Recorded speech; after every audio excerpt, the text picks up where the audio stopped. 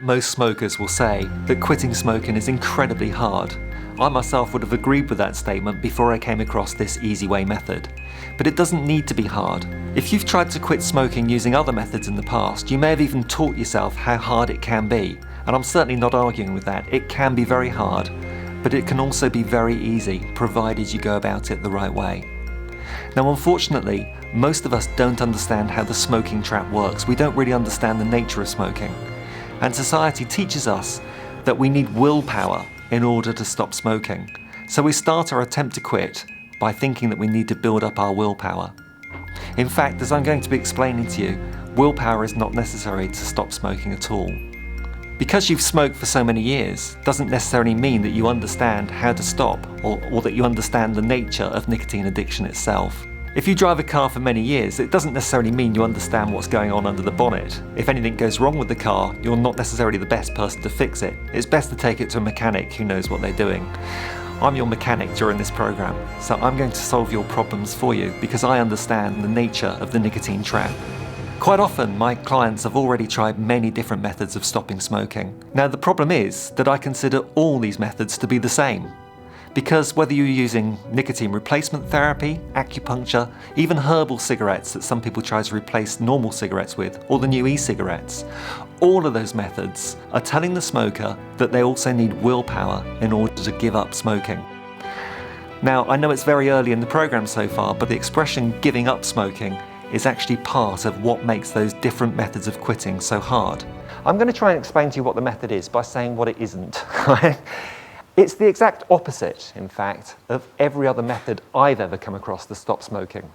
All those methods, I call them the willpower method. You know, the various props, gimmicks and drugs and what have you. It's all part of the same method. It's the willpower method. And under each one of those willpower methods, smokers are asked to build up in their mind all the powerful reasons why they shouldn't smoke, in the hope that providing that scares them off smoking for long enough, they'll eventually wake up one day with no further need or desire to smoke again. Okay, some of those people will stop, 3%. But just think about what they're doing. What have they achieved? They're going to be ex-smokers that go through life, their whole entire life, trying not to have a cigarette, never really knowing if they're going to succeed. They're going to go through life feeling deprived. They're going to still believe that they want a cigarette, that they're missing out. They're going to have to use willpower and discipline every day of their life to try and get through. Does that sound like a nice life to you? Do you know, I'd rather smoke than do that. Honestly, I really would. I think I'd be happier. I would hate to be a miserable ex-smoker like that because, you know, what happens is this. They don't tend to last a lifetime. It's very rare because what happens is this. They'll have one weak moment, or let's be honest, one drunk moment, okay? They'll be around somebody else that smokes. They get offered a cigarette or they see the cigarette and they think, oh, you know, just one cigarette. You know, I can have one. I've quit for a while. I'm safe. They take a cigarette, put the nicotine back in. I can stop there, really. You know the rest of the story, don't you? If you find an excuse to have one cigarette, you're sure as hell going to find an excuse to have a second, a third, a fourth, a fifth. In no time at all, you're going to be back smoking at the same level that you were smoking before you quit, however many years ago that was. Now, unfortunately, all the reasons that make you want to stop smoking actually make it harder to do so. And I know that sounds illogical, but it's true. Do you want me to say that again? Because it sounded like a bit like a soundbite, but it's not. It really is something you should think about. All the reasons that make you want to stop smoking actually make it harder to do so. Should I explain what I mean by that? The cancer scares make you want to stop, okay? But do they actually help you to do so? You tell a smoker, it's killing you. What's the first thing they're going to reach for? It's true, isn't it? I'm scared. Where's my fags? Where's my cigarettes? It's true, isn't it? Smokers don't want to know about the health scares, do they?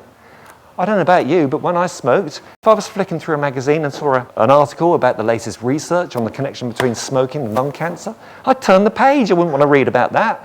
Far more interested in the Arsenal result in the Premiership, you know.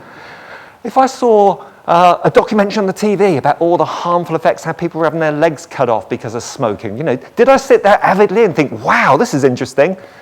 Forget it. Do you know what I mean? Can you relate to this? You zap the channel, you watch something far more interesting, you know. Don't want to be reminded of that. Smokers know all about those things. And get this clearly in your mind. If those factors were going to stop you smoking, what the hell are you doing here today? You would have already quit, you know. But you think about this. All smokers have on their minds going on like a tug of war. Does this make sense? On the one side, I hate it, it's a filthy, disgusting habit, killing me, enslaving me and costing me a fortune. And on the other side, we're thinking, yeah, but I sort of like it at times. I don't know why, but it seems to help with stress and relaxation and stuff. We've got this tug of war going on. That's what I call willpower. We're having a conflict of wills in our head. It's not a lack of willpower, it's a conflict of wills. Does that make sense? So if somebody comes along and increases your willpower, this tug of war gets greater. The tantrum that we have when we can't smoke is actually worse. I mean, I was one of the rebellious kids at school. I got expelled, I'll be honest with you. Not proud of it. Well, I am actually. But I was expelled at some. I was a rebel. I was the one in the bike sheds puffing away, 2 fingers up to the teachers and parents. Sod you, I'm going to do this. I'm a rebel. I was a strong-willed individual, and I still am. You think about a lot of the smokers you have to be strong-willed because society's trying to always humiliate, frighten, or ban us into stopping smoking. The weak-willed people quit years ago. Oh, I can't be doing with this stress, man. The strong-willed people turned around and said, sod you, I'll do what I want. Don't tell me what to do. Does this make sense? I mean, it sounds obvious, but you've been told for a lifetime that smokers are weak-willed. No, they're not. They're strong-willed. Strong-willed people. It's not a lack of willpower, it's a conflict of wills. We're going to get that willpower working for you today rather than conflicting in your mind. Now, the other problem with these alternative methods of quitting is that they all focus on the physical addiction to nicotine. Now, I have to tell you that nicotine is an addictive drug, and it's a very powerful drug, but only in the sense of the speed in which it hooks its victims. You're actually not that badly hooked on the drug itself. Many smokers are not aware of the fact that once they put out a final cigarette, all the nicotine has left their body within just a few days, so it can't possibly be a physical feeling that they're actually experiencing. It's probably more in the mind. So in my experience, both as a smoker and as a therapist, there is one overwhelming factor that seems to make it so hard for most smokers to quit smoking. What do you think that is? Pause the video for a little while and write down what you think the reason might be why so many smokers find it so difficult to quit.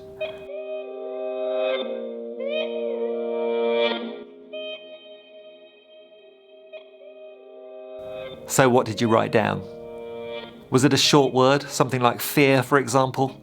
Because fear is actually the biggest reason that most smokers not only just don't quit, but don't even attempt to quit in the first place. It's fear that stops them from doing so. A fear that life won't be quite the same without their little friend, their little crutch. A fear that they're going to go through massive withdrawal pangs in order to break free from the trap. Or a fear that a meal or a drink will never be quite as enjoyable again. A fear that they won't be able to go out and socialise with their friends that smoke. A fear that they're going to have to make some terrible changes to their lives in order to avoid being tempted back into the smoking trap.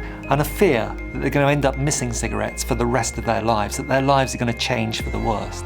This fear is completely irrational when you think about it.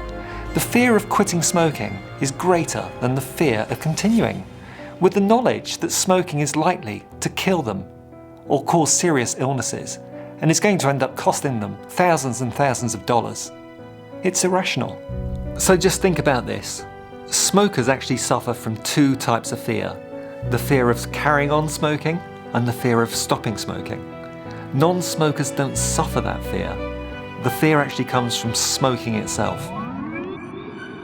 So, I'm very aware this is all getting a bit heavy at the moment. We've been talking about fear rather a lot.